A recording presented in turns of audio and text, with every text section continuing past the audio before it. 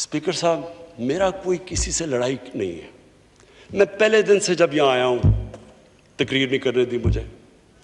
जब मैं बात करता हूँ शोर मचता है, गलत बातें करती है। मेरी किसी से कोई लड़ाई है? मुझे इन सबको जो भी ये समझता है कि ये मैं किसी से लड़ाई की वजह से या कोई मैं अपने दुश्मनियाँ किसी से हैं, मेरी कोई किसी से दुश्मनी नहीं है। मैं आज आपके सामने कह रहा हूँ कि अगर पाकिस्तान के अंदर, हमारे मुल्क में अगर सही माने में अकाउंटेबिलिटी प्रोसेस ना चला, हम किसी सूरत इतना पैसा नहीं इकट्ठा कर सकते अपने बच्चों को तालीम देने के लिए, सेहत उनके इलाज करने के लिए, अस्पताल ठीक करने के लिए। हम आगे बढ़ ही नहीं सकते।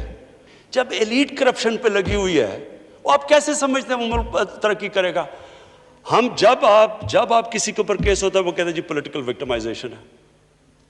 मुझे ये बताएं कि मेरे ऊपर पॉलिटिकल विक्टिमाइजेशन नहीं थी जब इन्होंने मेरे ऊपर 2002 का फ्लैट डिक्लेयर हुआ, मुझे इन्होंने सुप्रीम कोर्ट में 6 केसेस कर दिए। मेरे इलेक्शन कमीशन के अंदर मुझे सुप्रीम कोर्ट में 2 केसेस किए।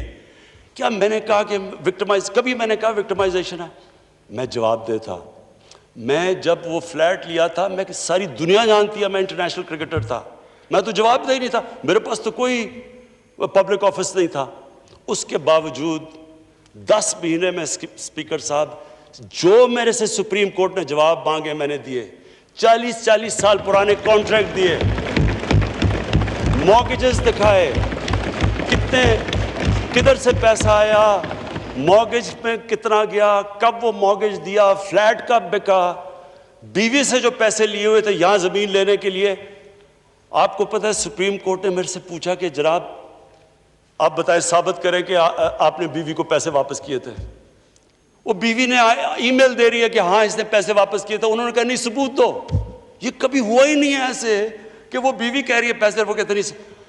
बैंक स्टेटमेंट्स निकाल के दी 15 साल पुरानी, जो मेरा ट्रांजैक्शन बीवी के साथ था, मनी ट्रेल दी, सारा जो पैसा वहां से हलाल की कमाई का बाहर से पाकिस्तान लेके आया, उसकी मनी ट्रेल दी।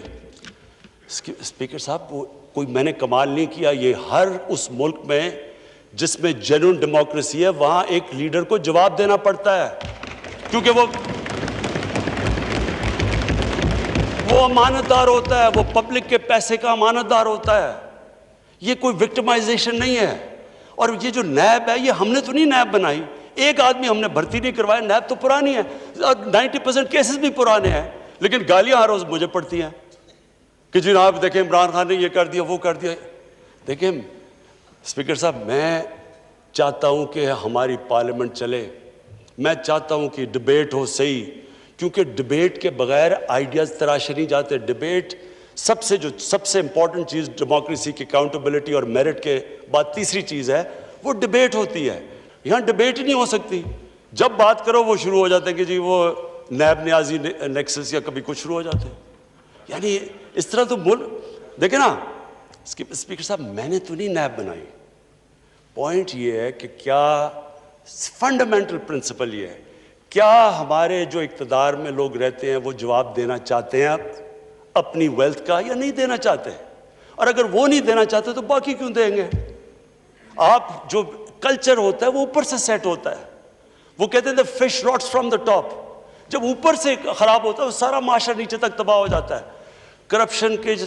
करप्शन का स्पीकर साहब नंबर 1 प्रॉब्लम ये होता है कि मुल्क में जो पैसा ह्यूमन डेवलपमेंट में जाना होता है वो लोगों की जेबों में चला जाता है। नंबर 2 प्रॉब्लम ये होता है क्योंकि चोरी का पैसा होता है वो मुल्क में नहीं आप रख सकते, वो आपको मुल्क से बाहर भेजना पड़ता है। तो मैं सिर्फ ये कंक्लूड करता हूँ स्पीकर साहब, मैं अपनी ऑपोजिशन से बड़े रिस्पेक्ट से कहना चाहता हूँ, मेरी कोई किसी से दुश्मनी नहीं है, ना मैं कुछ बदला लेना चाहता हूँ।